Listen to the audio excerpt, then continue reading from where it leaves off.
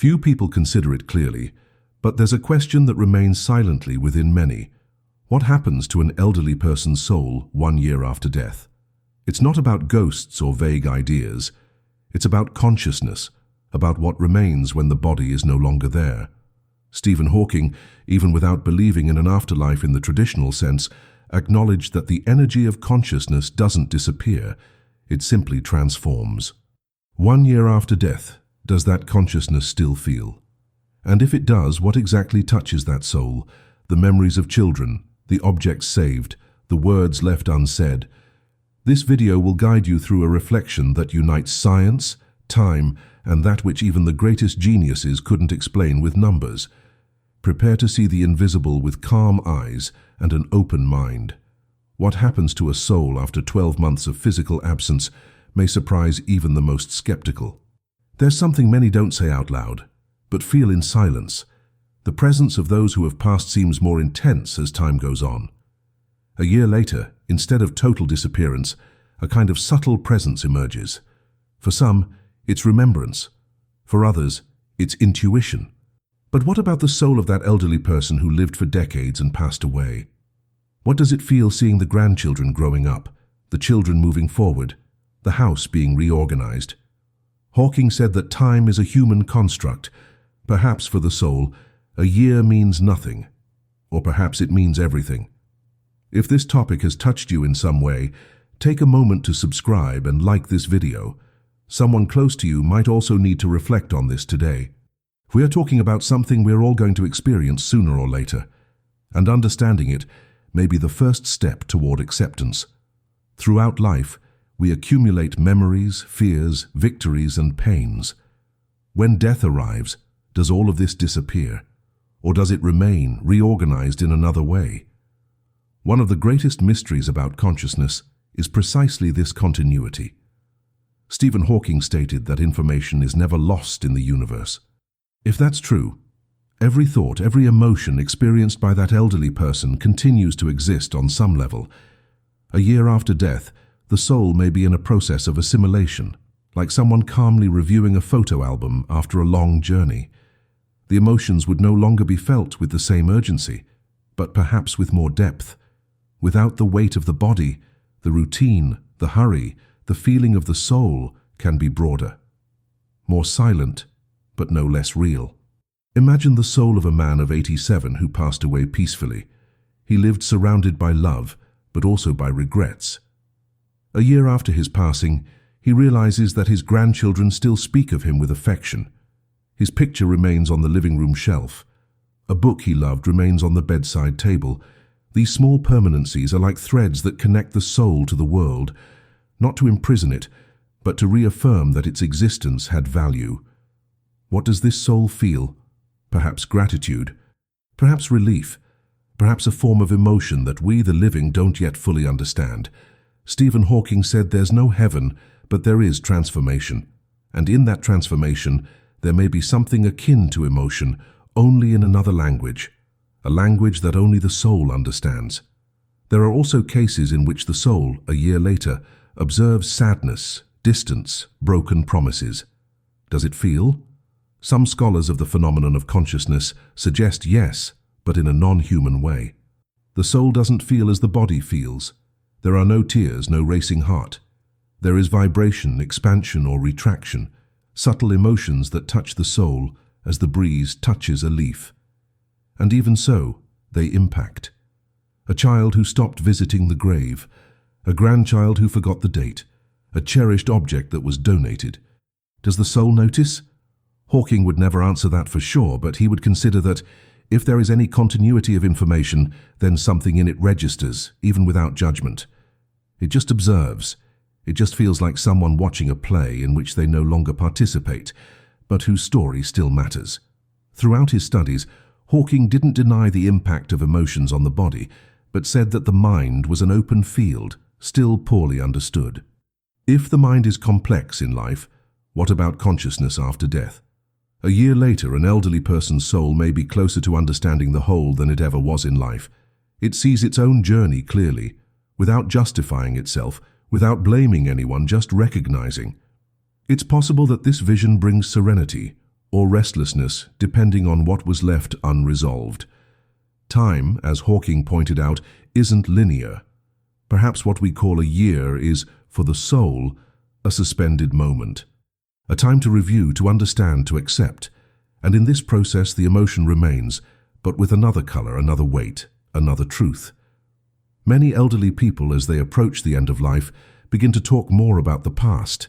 It's as if they're already beginning this review process that may continue after death. A year later, free from chronological time, their souls may be linked to specific moments that marked their existence. The first grandchild born, the day they lost their partner, a conversation that changed the course of their life. It's not a mechanical repetition of memories, but a broader experience, as if they were finally understanding the meanings hidden between the lines of life. Hawking believed that the universe doesn't waste information. If that's true, no human experience is lost. Everything that was felt by an elderly person over decades may still be there, reorganized in a dimension that has no name, but that pulsates as something alive, as a kind of emotional archive that continues to resonate even after departure. And it's at this point that many people wonder, does the soul communicate? A year after death, is there any form of expression? Although there's no concrete proof, there are countless reports of dreams, perceptions, and inexplicable sensations experienced by family members. For science, this may just be the result of longing or brain activity. For others, it may be the soul trying to touch, even subtly, those it loves. Stephen Hawking didn't address these issues as absolute truths, but encouraged questioning. And perhaps the most important thing isn't to prove, but to consider the possibility. Because when we consider that the soul can feel, even differently, we begin to live more carefully. We begin to treat each moment as something that can continue to echo even when we're no longer here. The emotion that the soul feels a year after death may be different from what we know in life, but perhaps it's truer. There are no more masks, no need to please. There's no vanity, no competition, only the essence remains. And that essence, with all its imperfections and beauties, is what can bring the soul the feeling of completeness or of pending matters. An elderly person who lived with love, who asked for forgiveness when needed, who said goodbye consciously, may feel a year later a state of lightness, not as a reward, but as a consequence. But someone who held grudges, who distanced themselves out of pride, who left without forgiving, may feel a type of restlessness, not as punishment, but as a natural reflection of everything that wasn't resolved. And in this, there is no punishment, only continuity. Imagine now a lady who dedicated her life to her family. She cared, taught, loved. A year after her death, her soul may realize that her gestures are still alive. The granddaughter still repeats her recipes. The son uses the same expression she used to say. The house still carries her style. This perception, although invisible to living eyes, can represent a profound emotion for the soul, the feeling of having left roots. Stephen Hawking, when studying time and space, said that nothing is truly separate. Everything is connected. So even after a year, perhaps the soul feels not as a farewell, but as a continuity in other forms. It's no longer here in the same way. But it hasn't gone away completely either. What it planted remains, and what remains touches. Some say that the soul doesn't feel longing, but what if it does? What if, a year later, it still searches for familiar voices, for shared laughter, for smells of childhood? The longing may not be the same as ours, with pain and absence. It may be something softer, like a memory that warms. Hawking didn't believe in heaven as a place, but admitted that there is something beyond immediate comprehension. If there's this other layer, perhaps the soul, after 12 months, longs not for a place but for the human experience, for the simplicity of a cup of coffee, the touch of a hand, a song heard in the distance. These memories may echo not as suffering, but as recognition of the value that each moment had, and that in itself would be a profound form of emotion. On the other hand, there is also silence. Some souls may choose only to observe. A year later, they don't interfere, they don't manifest. They just accompany, like someone watching the rain fall from the other side of the window. It's a form of presence without noise, a form of love without demand. The soul of the elderly person who has already understood everything they needed to may just remain as a witness. And that choice is also emotion, an emotion made of peace, of acceptance, of understanding. Hawking said that the universe doesn't need intention to be beautiful. It simply is.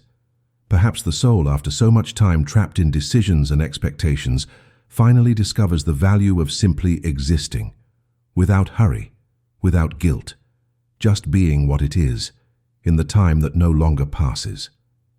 Stephen Hawking didn't talk about the soul as something spiritual, but as a possibility of continuity of consciousness in forms that physics doesn't yet explain. When we consider this, we can imagine that, a year after death, the soul of the elderly person may not be trapped in a specific place. It can circulate between memories, spaces, and people, like an imperceptible breeze that just touches and moves on. It's not a ghost, nor a frightening presence. It's just a remnant of existence that still has something to feel or conclude. If there's any form of emotion in this state, it's probably free of weight and conflict. Perhaps it's more like the feeling we have when remembering a happy day from childhood. It doesn't hurt, but it moves. It doesn't disturb, but it fills. And this subtle emotion, lived away from the body, may be the truest that the soul has ever experienced in all its existence. When we lose someone, we think that everything ends with the last breath. But the truth is that life continues to unfold in us, even without the physical presence of the one who has passed. A year later, the choices made by those who remain are still influenced by teachings, advice, and examples from that elderly person. Does the soul feel something when observing this? It's possible. Not rationally as we think in life, but as a calm perception that its passage through Earth still bears fruit. Stephen Hawking stated that everything in the universe is in motion, nothing remains static. The soul in this context can move between dimensions not as a traveler, but as part of a larger flow. And in that flow, what touches the living can also touch those who have passed. Emotions cross barriers when there is true connection. A year is enough time for the living to reorganize their routines, continue with life, create new memories. But for the soul, this period may just be an inflection point, a moment of recollection, of contemplation. If consciousness survives, as many traditions and near-death experiences indicate, then post-life emotion isn't an invention, but a natural continuity. It wouldn't be eternal suffering, but a gradual process of understanding. The soul, without the body, no longer reacts with impulses but with perception. It feels the distance from the children, the transformation of the house, the changes in values in the family. Perhaps it rejoices in this, perhaps it finds it strange. But everything is welcomed with a wisdom that would be impossible to achieve in life, a wisdom that is born from the absence of ego, of dispute, and of urgency. Hawking wasn't looking to prove the existence of the soul, but acknowledged that human consciousness is one of the greatest mysteries of science. If it doesn't extinguish with death, then there is something that remains. And what remains needs to find meaning. A year later, the soul of an elderly person may be precisely at that point. Understanding the effects of their life on others, it sees the gestures it inspired, the words that marked, the bonds it created, and it can be moved by this, even without eyes, without a mouth, without a body. Because emotion at this stage is understanding. It's the peace of knowing that, even with mistakes and successes, their life had purpose. Not a grandiose purpose, but sufficient. And that feeling of sufficiency may be what comes closest to what in life we call serene happiness. It's also possible that the soul feels compassion. A year later, it can see more clearly what it didn't see in life, the suffering it caused without realizing, the words that hurt, the gestures that were missing. There's no more defense, no more excuses. There's just the bare vision of one's own actions. But different from judgment, empathy arises. The soul, now free from human limitations, perhaps understands the other more deeply. It feels what the other felt. And this, although it may cause a type of pain, is also the beginning of healing. Because only those who truly feel can transform. Stephen Hawking said that the universe has laws, but it also has beauty. And that beauty perhaps resides precisely in this capacity for learning that continues even after life, in a time that is no longer ours, but that still teaches us. Finally, there's something few consider. The soul a year after death may be preparing for the next step, not necessarily a new life, but a new form of existence, perhaps more subtle, more integrated into the whole. And this preparation may be accompanied by gentle emotions, such as hope and acceptance. The soul feels that something has ended, but not with sadness, but with the serenity of someone who has fulfilled their role. Hawking, even being skeptical about life after death, said that we must look at the unknown with curiosity, not with fear. And perhaps that's what the soul feels, not the end, but curiosity about what comes next, a silent but present emotion. Like someone who, after a long walk, stops for a moment, takes a deep breath and smiles, ready for whatever comes. For those who remain, it's hard to imagine that the soul of a loved one continues to feel something. But when you look closely, you can notice small signs. An object that moves, a thought that comes out of nowhere, a memory that comes strongly on an ordinary afternoon. Are they coincidences? Perhaps, but they can also be echoes of the subtle presence of those who have passed. A year after death, the elderly person's soul doesn't need grand manifestations. It makes itself present in the small things, in the almost invisible details that only those who love notice.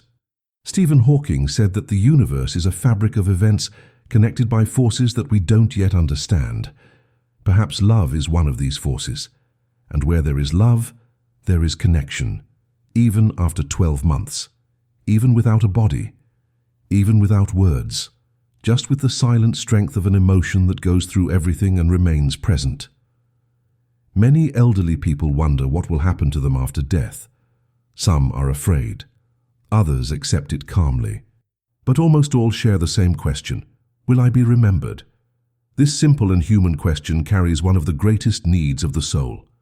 A year after death, perhaps that's exactly what it feels, the impact of remembrance. To be remembered with affection, with respect, with gratitude, not as someone perfect, but as someone real with flaws and virtues. This gives meaning to existence, and for the soul, this meaning transforms into emotion, not theatrical emotion, but deep, stable, silent. The soul doesn't need to be celebrated with pomp. Sometimes a prayer, a sincere thought, a daily gesture is enough. All of this can be felt, and all of this, in the eyes of the soul, matters. The soul of the elderly person over a year may have traversed a path invisible to the living. It may have reviewed its life, understood its successes, welcomed its mistakes.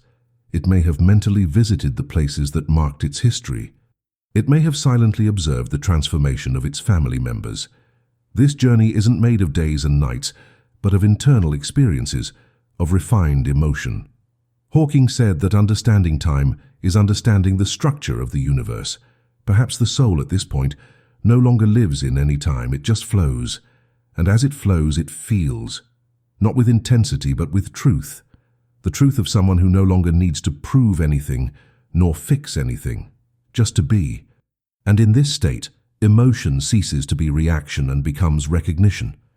A broad, deep recognition, perhaps the purest of all. It's important to remember that all of this isn't a definitive conclusion. No one can say with total certainty what happens to the soul after death. Not even the most brilliant scientists like Hawking manage to answer. But reflecting on it helps us to live better. It helps us to treat others with more patience. It helps us to cultivate more true connections. Because if the soul feels, even a year later, every gesture we make here continues to have value. It continues to be perceived. And even if the soul doesn't react as it would in life, it observes, it understands. And this understanding may be what helps it move forward, wherever that next step is. The emotion of the soul is perhaps the most honest form of continuity of life that we can imagine. Therefore, living consciously is also a gift for our future soul. Every choice made in peace, every forgiveness offered, every spontaneous affection, all of this builds a lighter road, not only for now, but also for later. A year after death, the soul doesn't need grandeur. It seeks meaning, harmony, reconnection.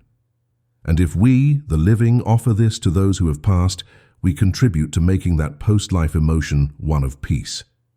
Stephen Hawking, with all his genius, didn't believe in dogmas, but valued the power of the question. May this video be that for you. A question, a healthy provocation, an invitation to awareness. Because in the end, the most important answer isn't in science or in religion, but in the way each one chooses to live and remember. If this content made sense to you, consider sharing it with someone who needs to reflect on this. Perhaps a family member, a friend, or someone who is facing a recent loss. I also invite you to subscribe to the channel. Not for statistics, but because this space was created to welcome, think, and respect the journey of each one. Here, we don't speak in a hurry, we speak with intention, and if this video touched your perception even subtly, it fulfilled its role. The soul feels, the soul observes, and we who are still here have the daily chance to make that passage lighter, for us and for those we love. Time may pass, life may change, but the emotion of the soul, that remains, and it deserves to be recognized with the attention that we so often forget to offer in life.